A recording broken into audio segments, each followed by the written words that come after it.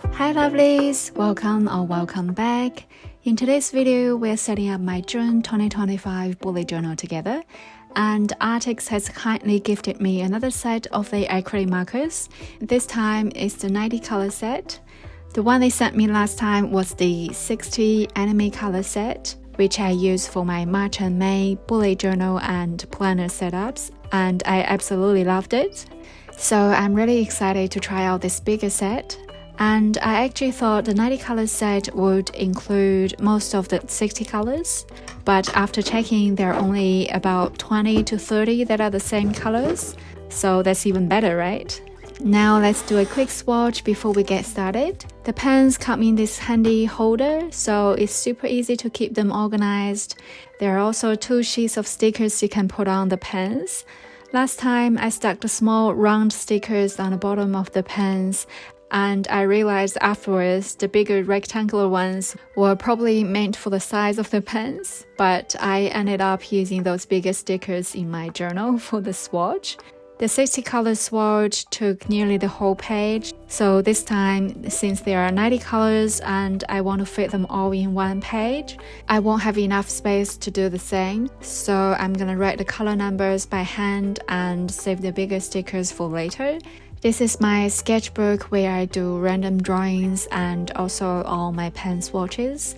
So I'll pop the swatch next to the older set. That way you can see the difference between the 2 sets, and it'll be easier for me to compare them later as well.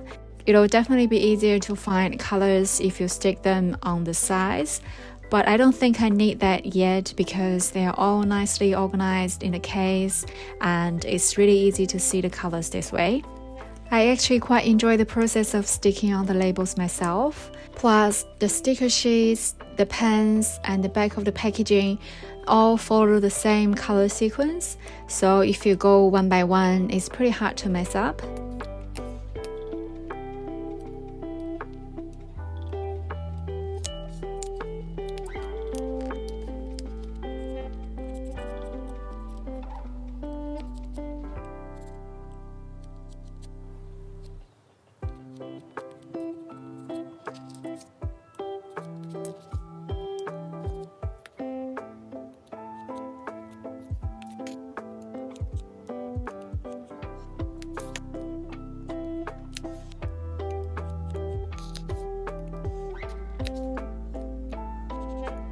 The pens are super juicy and smooth.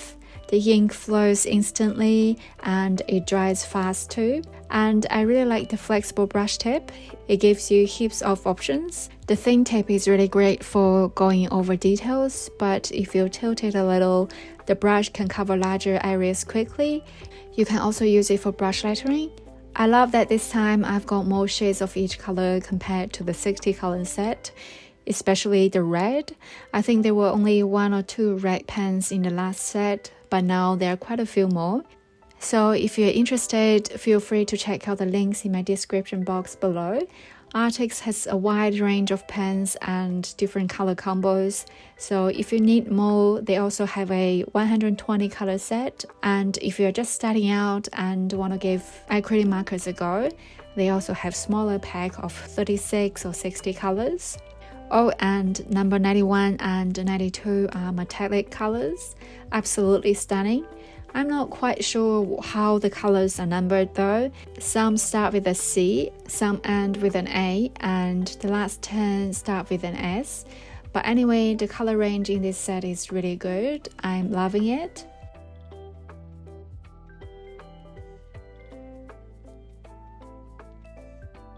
Alright, before we start setting up the June pages, let's do a quick flip through of my bullet journal so far for 2025. I don't think I've shown you my habit trackers since the setup, so here they are. I think they need a bit of tidy up. Some have days, some don't, so I'll probably tidy them up a bit over the weekend. And these are my monthly covers. Typically, I have a page with the title of the month and the monthly calendar on the other side, where I put highlight a day after the month passes. I also did a monthly review for January. I haven't done any more yet, but I've left a few pages blank, so I'll definitely come back and fill them in. So for March, April, and May, I went quite detailed with the drawings. They all had fully painted covers, so for June, I wanted to go a bit simpler.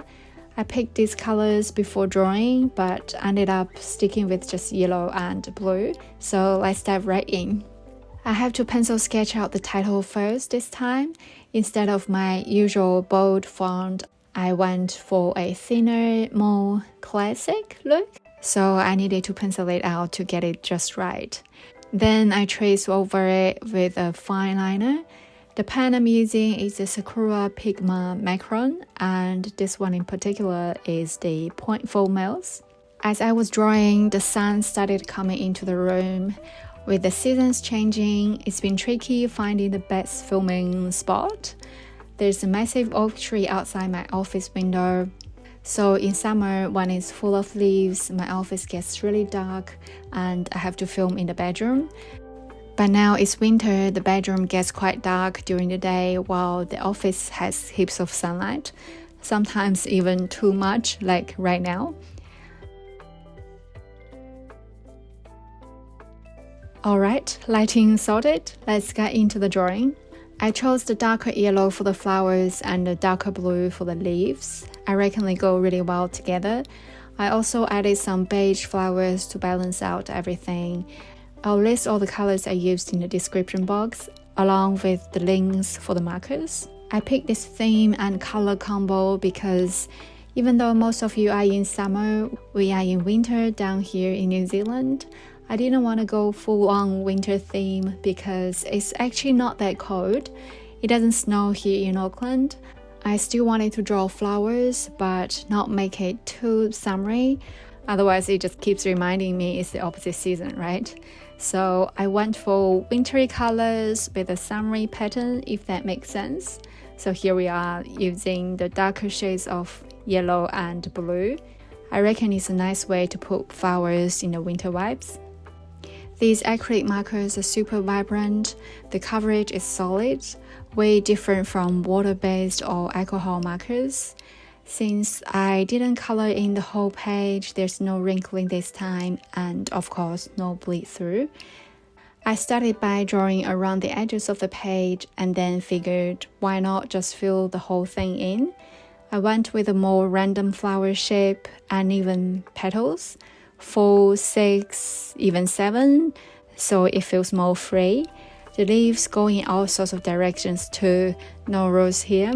And in the end, I also ended up adding a few flowers to the title to tie everything together. Now on to the left side of my June calendar.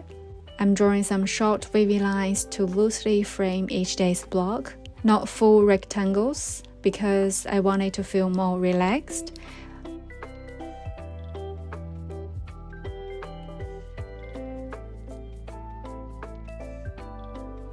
The more I draw, the more I fall in love with these colors. It wasn't fully planned, but I think it's quite classic with a little bit of retro feel. I'm alternating the 3 colors for each day and adding the same flowers and leaves, so left and right look like one page.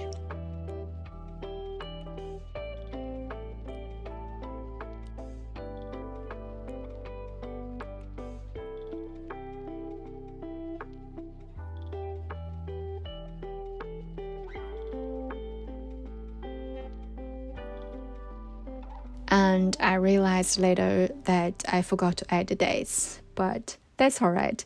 I'll pop them in when I do my highlighter day later, and that's the monthly cover done.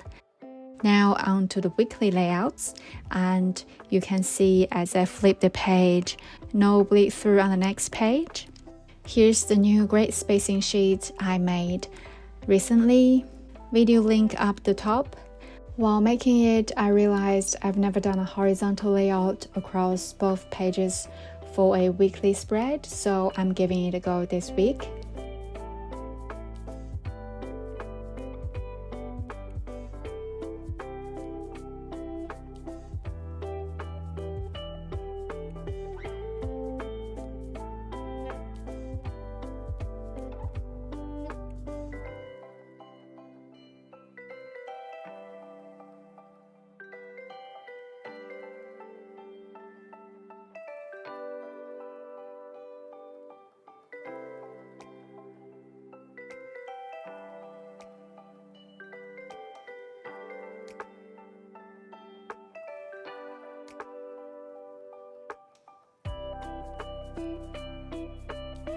So I divide the page, then added flowers and leaves at the top and bottom. I need 8 blocks total, 7 days plus 1 for a weekly review. Saturday and Sunday will share a block to save space, and I probably don't have much to write about over the weekend anyway. I'm using short dotted lines to divide each day, and to match the classy style, I'm using my stamps instead of handwriting. This set has all the numbers and days of the week. I like that the days of the week stamps are quite small, so they don't stand out too much. The individual letter stamps would be too big, I reckon. See how the review label stands out? I think it'd be too much if I did that for every day. So week 1 is done. Now for week 2.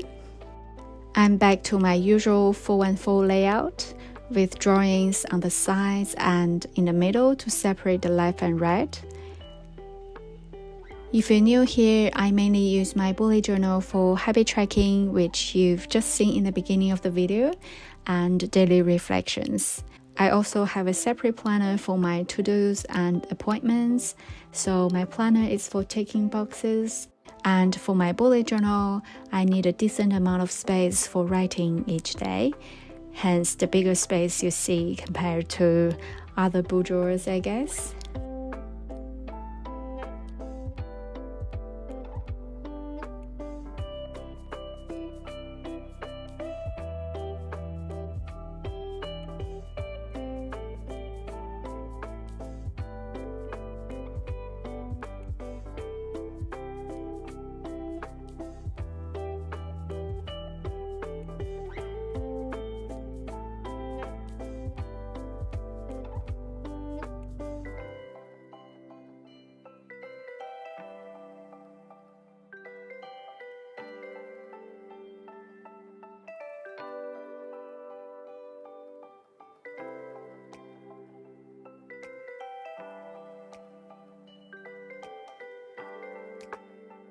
This week, I'm putting the day titles in the middle for a change. I used to stick them on the end or in the corner, but it's nice to switch things up, right? Same stamps for the days. Since we were in double digits now, I'm stamping all the ones first, then going back to the second digit, so I don't have to keep searching for the stamps. And that's week 2 done. I really like the simpler look here. It's light and refreshing after the heavy pages in the past couple months. For week 3, the flowers will go towards the corners of each day. The notebook I'm using is the Paper Ideas Dotted Journal in A5. It's got 100 GSM paper and it handles the acrylic ink really well.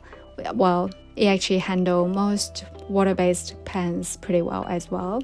There's a little bit of buckling if you paint over the whole page, but it doesn't affect writing or anything. And if you're only drawing a small amount like I'm doing now, it doesn't wrinkle at all. So if you're interested, it's linked in the description box. They are available from my stationery shop, Arrtx Journals.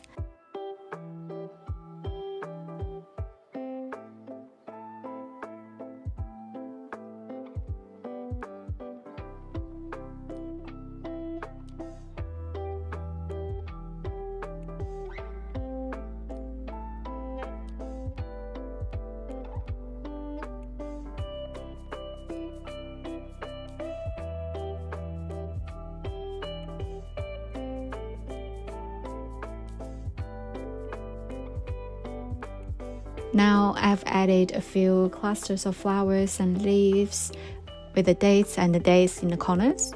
I haven't used dividers on this spread, but I think the directions of the leaves on the edge of each cluster sort of shows where the border is, so I'm not too worried about that.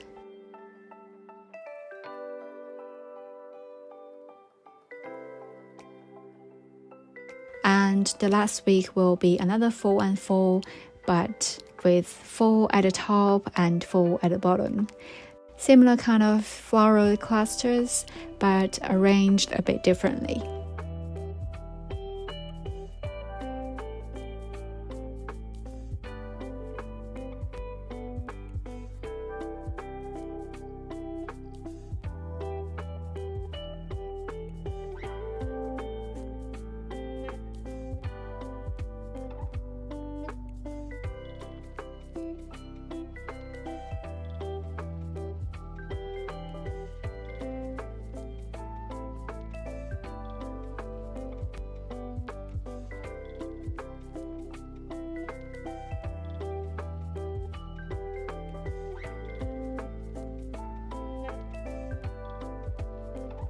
After I did the flowers, I added dotted lines this time for the borders.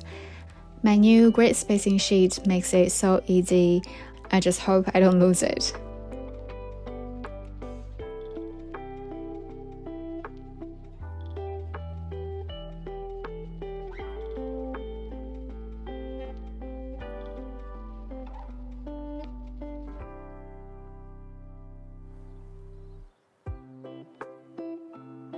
And that's it. My June 2025 bullet journal setup is all done.